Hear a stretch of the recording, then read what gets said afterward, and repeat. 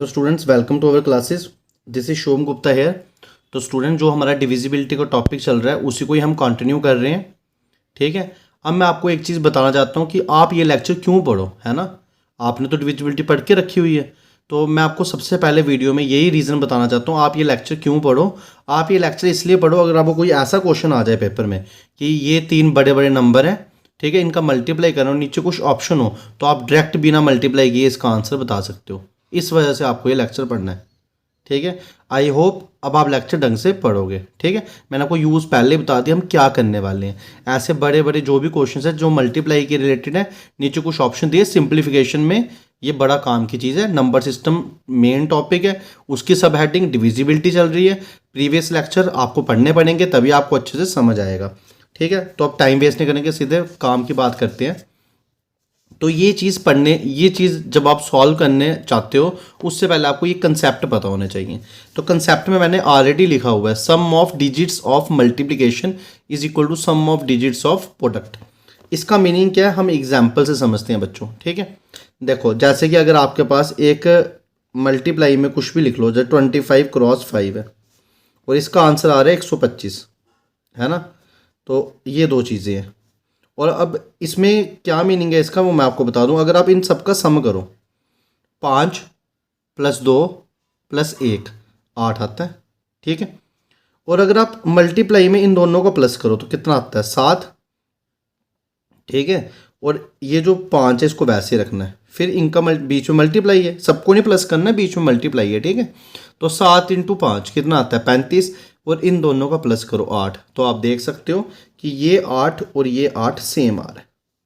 ठीक है। इसका मीनिंग क्या है sum of digits of product, ये प्रोडक्ट हुआ है, इसके जो सम ऑफ डिजिट्स हैं वो किसके इक्वल आएंगे, सम ऑफ डिजिट्स ऑफ मल्टीप्लिकेशन। अगर आप मल्टीप्लिकेशन में डिजिट्स का सम करोगे उनके इक्वल आएंगे।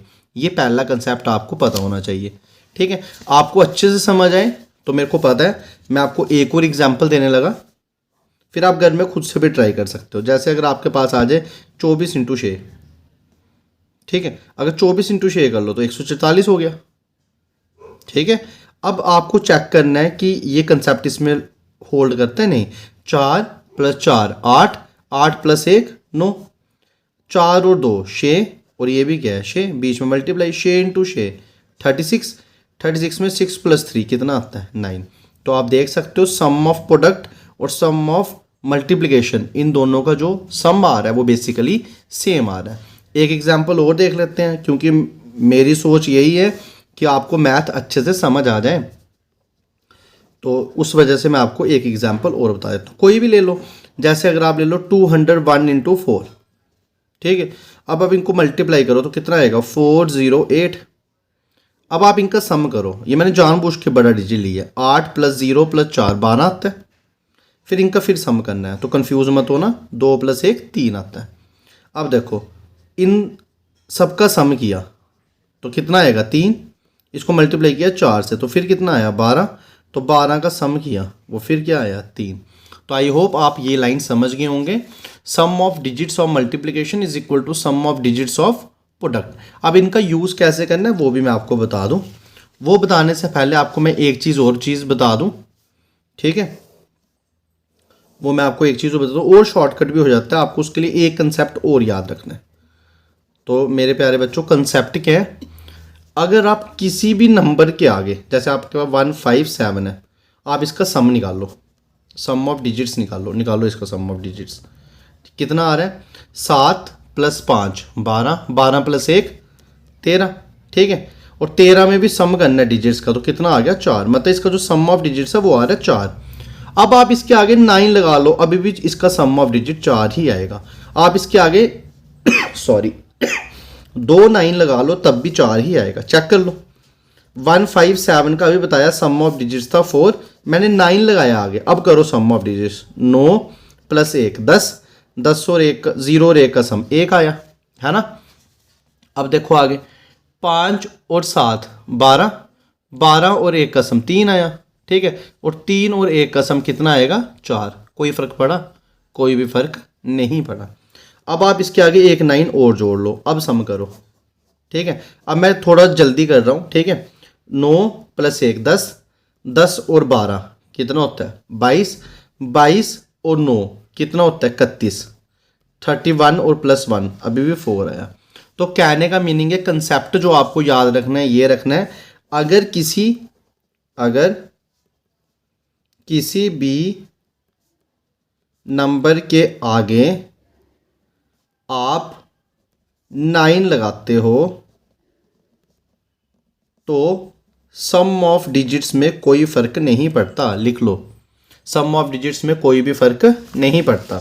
मैं आपको और एग्जांपल बता दूं इसकी, ठीक है। जैसे अगर आपके पास है 9 1 4, इसका सम ऑफ डिजिट्स है 5, ठीक है।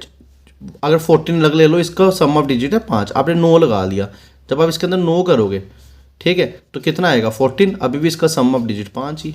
तो 9 लगाने से कोई भी फर्क नहीं पड़ता। अगर आप किसी आगे 9 लगा लो तो कोई भी सम ऑफ डिजिट्स में फ़र्क नहीं पड़ता है। अब मैं इसको ऐसे भी तो बोल सकता हूँ ना, अगर आपके पास एक बहुत बड़ा नंबर है 9 4 7 5 6 8 9, सपोज, मैं सपोज करने की बात कर रहा हूँ, ठीक है। सपोज इसका सम ऑफ डिजिट x आ रहा है, इस पूरे नंबर का सम ऑफ डिजिट कितना आ रहा है x, तो आप इस 9 को एलिमिनेट कर दो, क्यों 9 से तो कोई फर्क ही नहीं पड़ना है, तो आप इस सम ऑफ डिजिट x ही बताओगे, ठीक है। मैं आपको एग्जाम्पल से क्लियर करता हूँ। जैसे अगर आपके पास ये कभी नंबर आ जाए तो बोला जाए इसका सम ऑफ डिजिट, तो आपने इन तीनों को देखना ही नहीं है, 9 को, ठीक है, इनके पास जाना है। तो 6 + 6 कितना आता है 12, 12 1 + 2 3, तो इस पूरे नंबर का सम ऑफ डिजिट्स कितना आएगा 3, ठीक है। ये कंसेप्ट है, ये छोटी छोटी चीज़ें बड़ी इंपॉर्टेंट है, इसके बिना क्वेश्चन सॉल्व नहीं होते हैं। कोशिश मेरी है कि आपको सब चीज़ें बताने की, ठीक है। आई होप आप समझ रहे होंगे। अब देखो इसके बाद एक छोटा सा कंसेप्ट और है। छोटा सा कंसेप्ट ये है कि अगर आप किसी नंबर, ये भी 3 कंसेप्ट हैं। पहला, सम ऑफ डिजिट प्रोडक्ट का और मल्टीप्लिकेशन का सेम रहता है। दूसरा, 9 लगाने से सम ऑफ डिजिट सेम रहता है। तीसरा कंसेप्ट बता रहा हूँ। तीसरा कंसेप्ट क्या है, अगर आप किसी भी नंबर को 9 से मल्टीप्लाई करते हो, जैसे 3 को आपने 9 से मल्टीप्लाई किया, तो उसका जो सम ऑफ डिजिट्स बनना है ना, वो आपका 9 ही बनना है। देख लो, कोई भी ले लो, कोई भी, देखो 201 ले लो, इसको 9 से मल्टीप्लाई कर लो तो कितना आएगा 9 0 18, इसका सम ऑफ डिजिट 9 ही बनना है, कर लो प्लस, ठीक है। तो ये 9 और ये भी 9, ठीक है। ये क्या है 9 और 9, इसका भी 9 आ रहा है, ये भी 9, 9 + 9 कितना आता है 18, 18 आया, 1 + 8 9। तो कहने का मीनिंग है, अगर आप किसी भी नंबर को, कोई भी एक नंबर है, अगर आप उसको 9 से क्या करते हो मल्टीप्लाई, तो जो उसका सम ऑफ डिजिट्स है वो 9 ही रहने वाला है। ये कंसेप्ट भी आपको याद रखना है। आई होप आप समझ गए होंगे। अगर आप किसी भी संख्या को 9 से मल्टीप्लाई करते हो तो सम ऑफ डिजिट 9। अगर आप किसी भी नंबर के ऊपर, कोई भी नंबर है ये, अगर आप उसके आगे 9 लगाते हो तो जो सम ऑफ डिजिट है वो x ही रहना है, ठीक है। तो ये आपको 3 कंसेप्ट मैंने सिखाए, ये ये तीसरे नंबर का और ये दूसरे नंबर का। ये अभी सीखा, ये संख्या थी 157, इसका सम ऑफ डिजिट 4 है, 9 लगाने से 4 ही रह रहा है, 9 लगाने से भी 4 ही रह रहा है। और ये अभी सीखा, किसी भी नंबर को आप 9 से मल्टीप्लाई करते हो तो उसका सम ऑफ डिजिट 9 ही रहता है। अब ये संख्या 201 है, इसको 9 से मल्टीप्लाई किया तो इसका सम ऑफ डिजिट 9 ही रहता है, ठीक है। तो आई होप आपको इतना समझ आया होगा। अब हम चलेंगे इन क्वेश्चंस पे जो बड़े बड़े दिखते हैं मगर हैं बिल्कुल सिंपल। अब स्टूडेंट्स ये क्वेश्चन देख लो आप, इसमें क्या दिया हुआ है 8756 का मल्टीप्लाई 4327 से और 9458 से। और मैंने आपको अभी बताया कि अगर आप मल्टीप्लाई इस एंड पे करते हो, ठीक है, उनके जो सम ऑफ डिजिट्स हैं और जो आंसर है उसके सम ऑफ डिजिट्स क्या होने चाहिए, सेम होने चाहिए, ठीक है। तो वही कंसेप्ट हम यूज़ करेंगे। देखो ये जो नंबर है, ठीक है, ये जो नंबर है, हमने इसके आगे क्या लगाया 9 लगाया, तो मैं 9 को देखूंगा नहीं। क्यों नहीं देखूंगा 9 को, क्योंकि मैंने आपको अभी बताया था अगर आप 9 किसी डिजिट के आगे लगाते हो तो उनका जो सम ऑफ डिजिट है, अब वो जो सम ऑफ डिजिट है वो सेम रहता है। तो 9 मैं देखूंगा नहीं, मेरे पास है 4 5 8, तो 5 + 4 फिर 9 आ गया, फिर नहीं 9 देखना है क्योंकि सम ऑफ डिजिट क्या आ रहा है 9 आ रहा है। जब भी 2 का सम 9 आएगा उस 9 को स्किप कर देना है, ठीक है। अब इसका सम ऑफ डिजिट 8 ही आएगा। देखो कितनी जल्दी हो गया।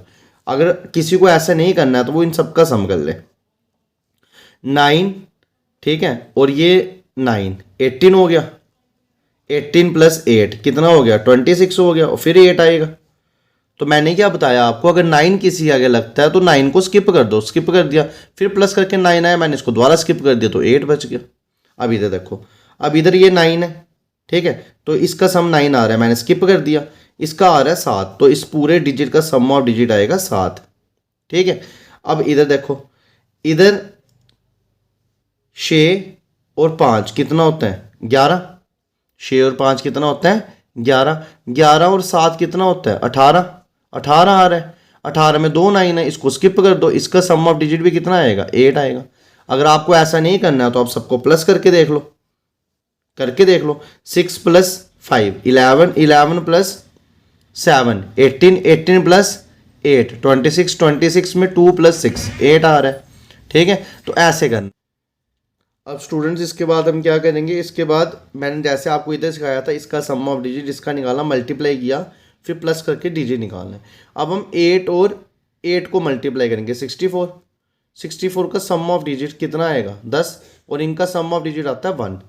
अब उस 1 को मैं 7 से मल्टीप्लाई करूंगा, तो 1 × 7, तो ओवरऑल सम ऑफ डिजिट कितना आएगा आपका 7। तो जो ये पूरे 3 डिजिट है, इनका सम ऑफ डिजिट कितना आ रहा है आपके पास, 7।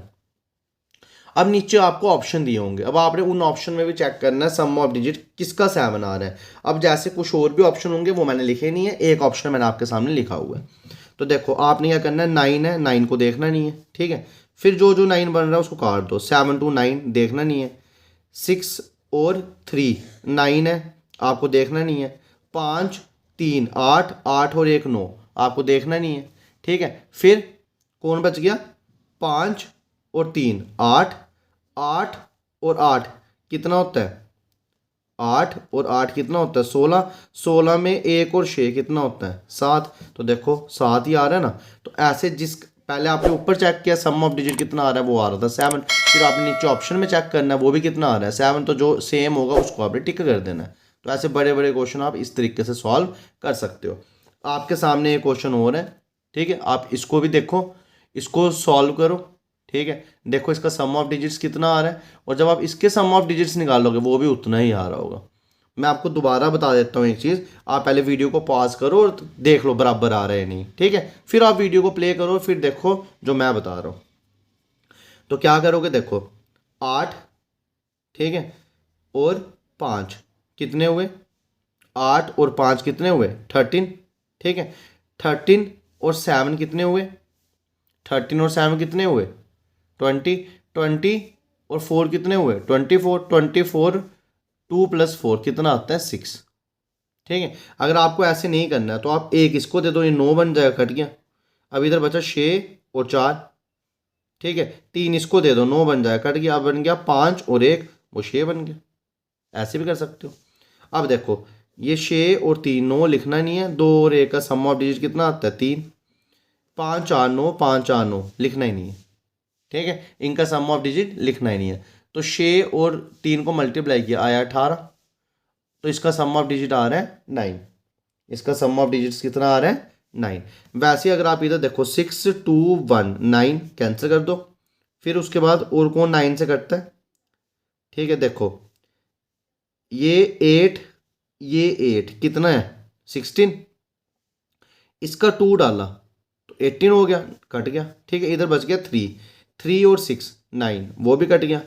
फिर इधर मैंने 2 नंबर डाल दिए तो 9 बन गया, कट गया। इधर बच गया 4, 4 और 5 फिर 9, तो 9 ही आ रहा है सम ऑफ डिजिट, इधर भी 9 आ रहा है, ठीक है। तो ऐसे करके आप ये बड़े बड़े क्वेश्चंस सॉल्व कर सकते हो।